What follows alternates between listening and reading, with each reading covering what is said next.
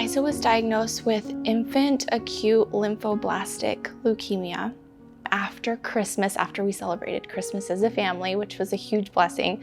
I get a knock on the door, and it was my mom. And I said, "Mom, what are you doing here?" And she said, "I think you need to take Eliza to the emergency room. Something's not right.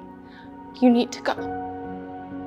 Sure enough, a couple hours later, a doctor comes in and just flat out tells us, "Your daughter has leukemia."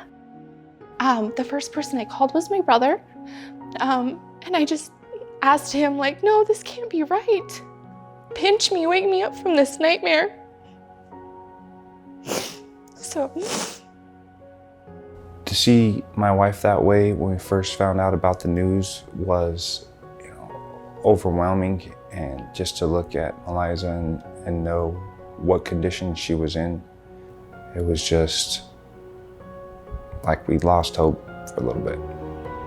I just thought, how am I going to balance living in a hospital, breastfeeding my 4.5-month-old daughter, and then also care for my 5-year-old at the same time? And then the social worker spoke up and said, "Well, we do have the Ronald McDonald house option." And I thought, what's that? I didn't know at the time.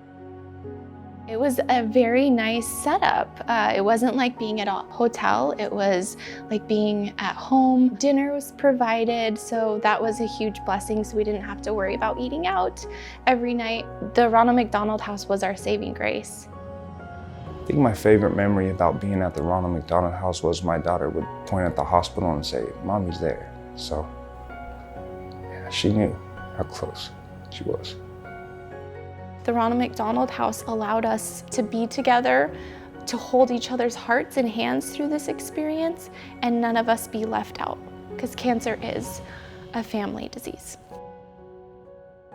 I would say that their donation, each donation helps a family in need, and the place that they donate for is willing to help families, and they'll be there for them, and they'll provide their kids with love whenever they're going through a time like this, and